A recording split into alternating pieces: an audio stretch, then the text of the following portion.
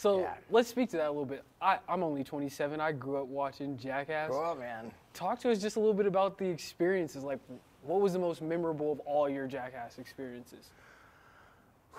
Man, it's so crazy. I get older, they just stay the same age. You know, like, it boggles my mind how our demographic spans this crazy spectrum of like the super young to the super old. You know, there's been so many experiences with this Jackass career that I can't even begin to point to one that stands out as the most memorable. But in the big picture of it all, I think what really strikes me like the most is that I'm still getting away with it pushing 50 years old. I'm 47. And in my career, I've been ascendant, you know, like the whole time. Like, we didn't make a Jackass movie for the last 10 years. You know, there was 10 years off, but I hustled for those 10 years. And I really built my own SteveO brand separate from Jackass. And as a result, I've got this thriving career. And then, oh, we're making another Jackass movie too? Wow, cool. You know, like. What was that transition like from, hey, we're doing Jackass movies, we have Wildboy the show, you're constantly on TV, to, I'm out of that spotlight now, but you're still SteveO. Everybody knows you everywhere you go. What's that transition been like into the stand-up comedy room? Well, I mean, there's been multiple transitions. And, you know, I don't know how much time we have. We but, got as much time as you want. Right. We're chilling, dude. It was, you know, you make a good point that there was 10 years with no Jackass. There was almost that long with no mainstream project for me that put me on television or in movies or anything. And going back in 2013, I took a meeting with this guy who wanted to be my manager. And I walked into his office, he said, it's all about the digital space now, man. You gotta have a YouTube video, you gotta have a podcast, you gotta, you know, do all this stuff. And I thought, man, this guy's telling me that I should be creating all this content by myself, and he wants to take 10% of everything I earn. What are you gonna do, man? Exactly, he didn't even propose to do anything. I heard that, and I thought, I'm a guy who's been in #1 box office movies. I've had my own TV shows, and now this guy's telling me that I should upload videos to YouTube. It felt like such a demotion, you know? It felt like such just a depressing step backwards to do that. But I swallowed my pride, and I did it, and it proved to be the best move I ever made, because that is how the world works today. And, you know, I'm a YouTuber. So I don't even need to be in movies or on television, because I've built my own audience. And I've built my own audience, and I'm reaching more people by far with my own little internet operation than I ever would with some show on cable TV. I don't know if I could compete with the #1 box office movie, but we got one of those coming too. Hey man, you hop in the MCU at some point. I can see you doing it. But speaking of that, YouTube, you're in a whole new phase of your career. Right. And there's the stand-up comedy as well, which I got into before the YouTube. You know, it's almost, it almost feels like a secret. Like, it almost feels like a well-kept secret that I've been relentlessly grinding it out in comedy clubs for the last 11 years. People don't know me as a stand-up comedian. They don't think of me that way.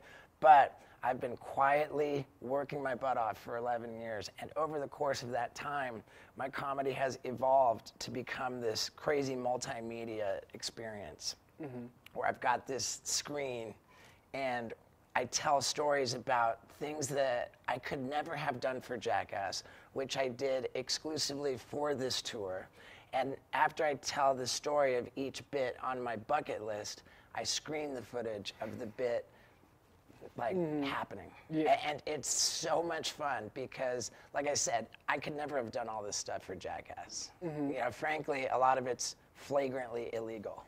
You know, some of it's legitimately XXX rated. And I had so much fun just having 0 rules I do it all on my own, no insurance. I just go for it. And it's really, really cool that, that I've spent that.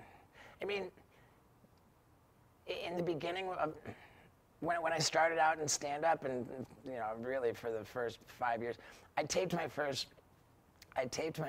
comedy special when I had been doing stand-up for 5 years, and 5 years wasn't enough, man. That one's tough to watch. And then 5 years after that, my second comedy special came out. There was marked growth. Yeah.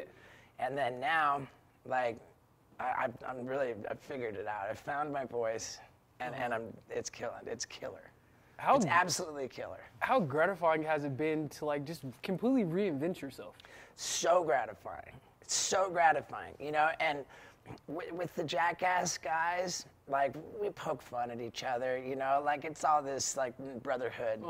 And when I got into stand-up at first, like, it was just like something to make fun of me for. Like, oh yeah, you're stand-up and now I think all the guys are thinking like, damn, why did I do that? Why did I get in on that before too?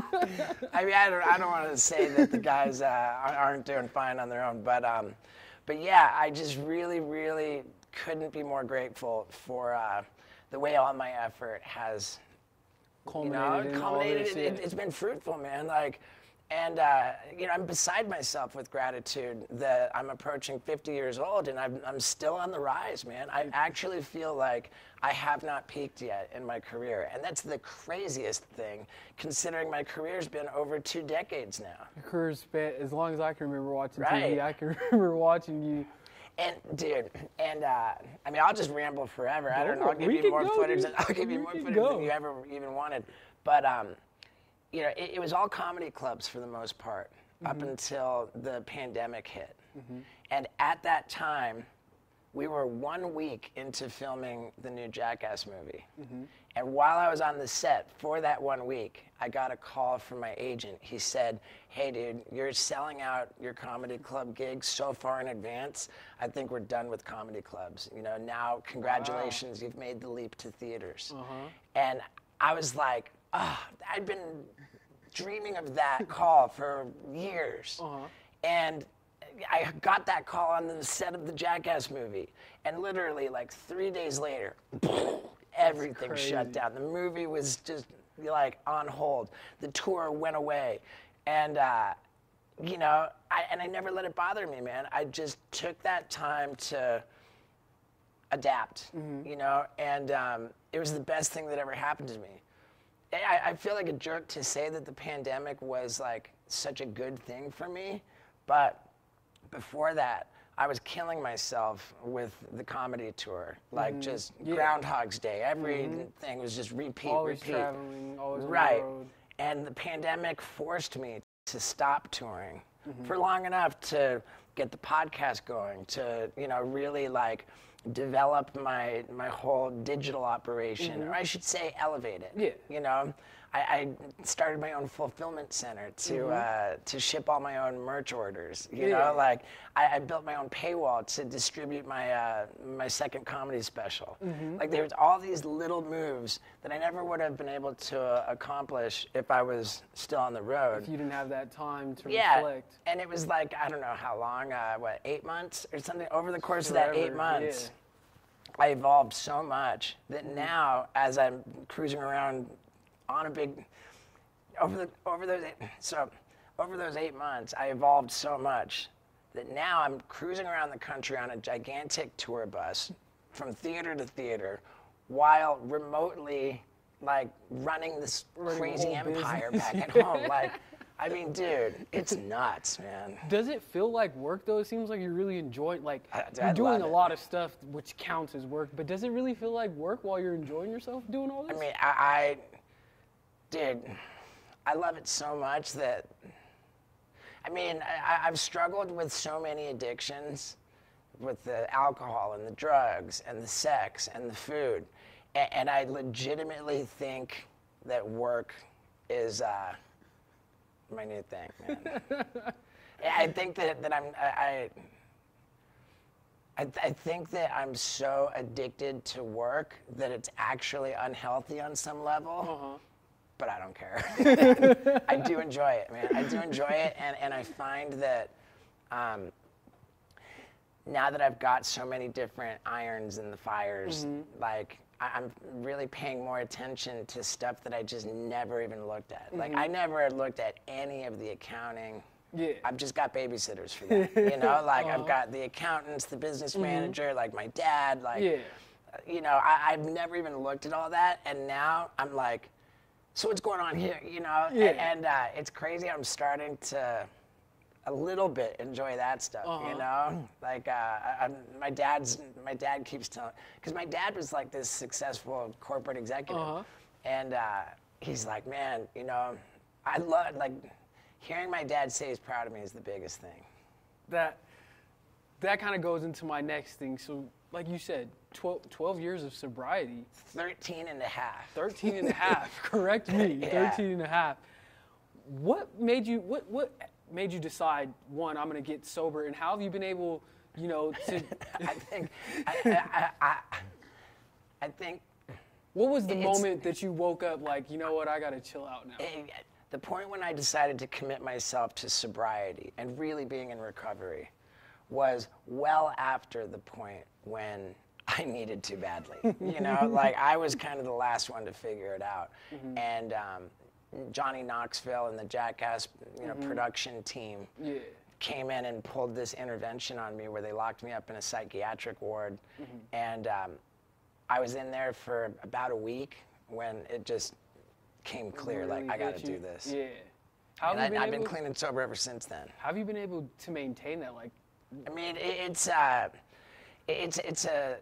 the first thing is you got to understand that you can't do it by yourself. And you got to, like, sort of join the community of people who are doing it, because we all do it together. And, you know, we have our things. We kind of lock arms, you know. We keep each other sober. And, you know, I just sort of live that way. That's my first priority.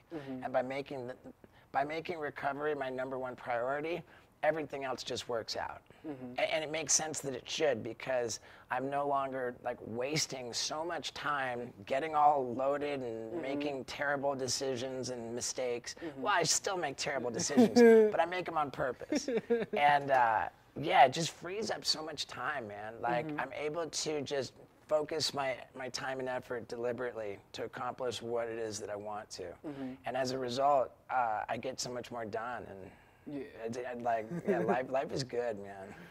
You said that the Jackass crew, they kind of ran an intervention on you, and earlier you were speaking about brotherhood. Just kind of speak to that, like all those movies you guys made, all those shows, the experiences. What is that brotherhood like? How strong is it still to this day? I imagine it has to be super strong. It is, man. You know, like, what we had, the relationship between the Jackass guys is so special. I mean, Jackass is basically like a rock band that's been together for decades. Never broke up. And never broke up. I mean, we took time off, but we never broke up. And, you know, I think it's pretty unusual for a rock band, which Jackass basically is, to not end up like hating each other, fighting over money, this and that. Now, we definitely fight over money, but our bond is strong enough that we've survived. We've never broken up. We've never fallen out. I mean, Knoxville and I have had some tense times. Contract negotiations haven't been a lot of fun. And Knoxville and I were really butting heads on this last one. But you know, we worked everything out, like, and I can never forget that Knoxville saved my life by organizing that intervention. It was 100% his initiative. He reached out to Dr. Drew and said, hey man, we got to do something to save SteveO. And he followed every direction Dr. Drew gave him, and that intervention absolutely saved my life. What was it like? And we're absolutely a brotherhood. We're absolutely a family. And I think that that's what family is all about, you know, doing, like, love is about doing what's best for someone, you know, like, even if it's tough love. So yeah, like. What was it like reuniting that brotherhood for this new movie coming out? Dude, I had been, when I found out that Knoxville was ready to make a 4th Jackass movie, my head exploded because I was so sure that that ship had sailed years ago. I'm thinking now we're like pushing 50. Some of us are over 50. Yeah. You know, like we're old. So does it make any sense? And aside from the problem of how old we've become to make a Jackass movie, my main concern was how much we had already pushed our luck. I'm like, dude, we got away with so many risks. You know, we risked our lives so many times. So now, after having gotten away with all that, now we're going to put Johnny Knoxville in front of more bulls. Like, what happens if he gets paralyzed this time? You know, what happens if somebody dies? Then all of our over 20-year legacy is just out the window and marred by tragedy. Like, it's just not, like, in my view, it wasn't worth it to take those risks anymore. You know, like, call it, hey, dude, let's walk away from the table, man. No more gambling. What changed your mind? I mean, I just figured I had not stopped. I was the one guy who never stopped doing all that stuff. You know, I had never even slowed down for that whole 10 years. So I figured, hey man, my crazy muscles are in shape, dude. I'm ready to go. And if you guys really want to do this, then sure, man. I wanted to ask you that. Like, I've seen you do some crazy, ridiculous stunts. Do you have any physical ailments from all your years of going crazy on Jackass? I don't have the ailments that you would imagine. The chiropractors I've been to have all been familiar with my work, and when they look at my x-rays, they're flabbergasted. They tell me, like, dude, you're Keith Richards. You know, I don't even understand how you're in such good shape. With that said, I do have degenerative disc disease in my neck, and I was just in Colombia getting stem cell treatment for that. I don't know if it helped yet because it's largely preemptive, but yeah, like I have an esophageal condition from like acid reflux. I don't think it has anything to do with stunts. I have fake teeth and terrible tattoos, and other than that, I think I'm in just about tip-top shape considering my age. You're in great shape, I'd say. You still got a ton of energy. Speaking of energy, like I'm a big fan of you outside of work or whatever. I watch your podcast. Dude, that means the world to me, man. You know, when people come up to me and say, hey, I love all your Jackass movies, I'm grateful, you know, but nothing compared to when people come up and say, hey, I'm subscribed to your YouTube channel. Because I love your YouTube that channel, means they're dude. following me in like, you know, in present day. In real life, not just living off the nostalgia. Uh-huh. But with that being said, I know you're a huge UFC fan. Dude, I love it. What got you into it? You know, I came in on the Ronda Rousey hype train. And, you know, there was so much buzz about Ronda Rousey that I just, like, got interested to see her fight. And then I just fell in love with it, and now I don't miss a fight. I don't either. A lot of the times I can't watch live because I'm doing shows. And in those cases, when I get back to the hotel or now the tour bus, put it on like, TiVo. Dude, video I gotta on demand. watch it. And the worst thing was that when they went over to ESPN from Fox, like when I'd get to the video on demand and find the thumbnail for the event, the thumbnail would be the guy celebrating that he just won. I'm only coming here because you spoiled it. I'm coming here because I haven't seen it and I want to see it. So like I'd send a DM to Dana White. He like screenshotted my DM and sent it to the president of ESPN, and then fixed it. Look at that, helping us all out. Yeah, so killer. So you're doing stand-up comedy now. You got a show here in Grand Junction tonight. Yeah, dude. How excited are you for the show, and what can some of the fans expect to see? Let me just tell you how much I love Colorado. My last comedy special I taped deliberately in Denver because I love the people of Colorado. Their energy, like their respect, like their everything about it, like is awesome. And tonight I'm in Grand Junction. I have 2 shows tonight and 2 shows tomorrow night. So 4 shows at the Mesa Theater in Grand Junction, and only one of them is not sold out. That one is tonight at, I believe, 9:45 or 10. And so yeah, come on down because this show is absolutely nuts. Hey, man. It's multimedia, so you're gonna see like footage which is exclusive to the tour, which frankly I would never be able to show anywhere because it's like XXX rated a little bit, like flagrantly illegal a little bit. You know, there's a bit where I've got a medical professional putting an IV in my vein, administering general anesthesia drugs while I'm riding a bicycle. And let's just say that falls into a legal gray area. I would imagine. And that's just like what I did for this tour. I went way over the top. I figured, man, I gotta hurry up and get my licks in before I'm so old that it's creepy to watch me do these things. And so I just went all out and did the ones, like the crazy ideas that were never supposed to happen. That's what I did for this show, and that's what's gonna be on this screen right here tonight. And this show is absolutely nuts. I'll wrap it up with that. You just talked about your age and how much longer. Are you seeing the end of the tunnel yet? So one way or another, I don't see myself throwing in the towel on any of this. It's just a question of how am I going to evolve over the years? You know, is podcasting going to be the thing? Is stand-up comedy without throwing my body in harm's way the thing? You know, is there something else? Or maybe do I just be crazy SteveO forever, you know? Like, I've thought about, you know, maybe I'm the George Burns of nut shots. You know, like the Joan Rivers of sticking things up my butt. Who knows? Well, hey, man, we're huge fans of you. Dude, I appreciate it. Colorado, Grand Junction, we're all huge fans of you. We hope you don't stop.